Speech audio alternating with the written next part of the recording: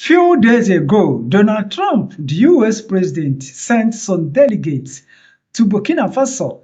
As you can see in this video, take a look at this. More than 5 delegates all the way from United States to Burkina Faso to convince Burkina Faso government for them to build tight relationship. More than 5, not one delegate, not 2, not 3. More than 5 of them. Take a look at what I'm showing you right here. Unfortunately for them, Ibrahim Troare, the Burkina Faso president, didn't notice them, although some government officials welcomed them, as you can see in this video. They said they brought message from Donald Trump for Burkina Faso and United States to build pragmatic relationship based on mutual respect.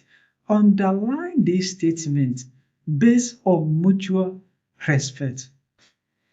Oh my goodness. Ibrahim Troare have placed Burkina Faso so high. So high. Despite the propaganda from United States, from BBC, from CNN, from the Western media against Ibrahim Troare, they didn't succeed. Now, they are doing, if you cannot beat them, join them. In a move that has sent shockwaves through the corridors of global power, the United States under President Donald Trump has dispatched a high-level delegation to Burkina Faso to meet with the revolutionary leader Captain Ibrahim Troare.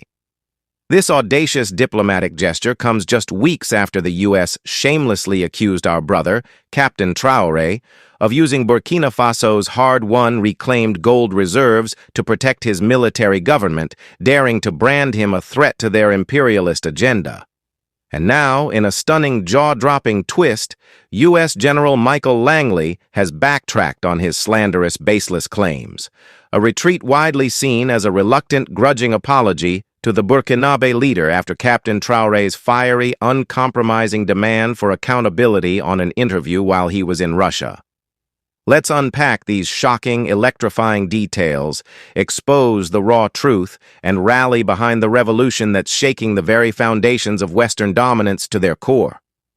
This week, on May 27th, 2025, U.S. Deputy Assistant Secretary for West Africa, Will Stevens, touched down in Ouagadougou, the vibrant, pulsating capital of Burkina Faso, carrying a message from President Donald Trump about building practical ties based on mutual respect. But hold on, my brothers and sisters. Let's not be naive. Let's not be fooled by their honeyed words.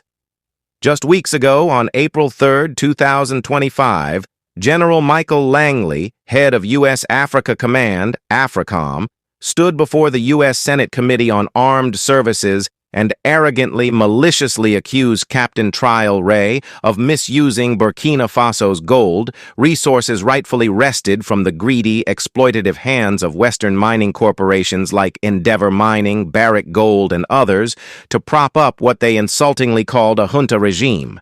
These were baseless, vicious lies, a calculated, sinister smear campaign designed to undermine Burkina Faso's revolutionary process, discredit its visionary leader, and justify sanctions, interventions, or even military action to maintain their chokehold on our wealth, our land, and our dignity.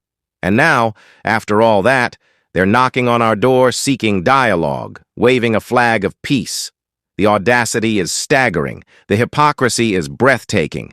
Yet in a powerful, defiant, and brilliant display of sovereignty, Captain Ibrahim Troare, the Lion of Burkina Faso, the heir to Thomas Sankara's immortal legacy, declined to meet Stevens, sending a crystal-clear, thunderous message.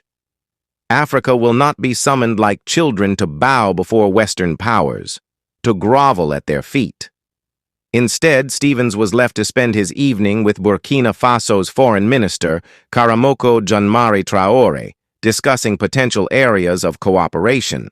But make no mistake, my people, Captain Traore's refusal to engage directly is a resounding, earth-shaking rejection of the West's tired, predictable playbook of control, manipulation, and neo-colonial domination. Let's set the stage, my brothers and sisters, and paint the full vivid picture of this historic, transformative moment. The Sahel region, the beating heart of Africa, the cradle of our resilience and resistance, is in the midst of a revolutionary transformation. A glorious, unstoppable uprising against centuries of exploitation, oppression, and betrayal.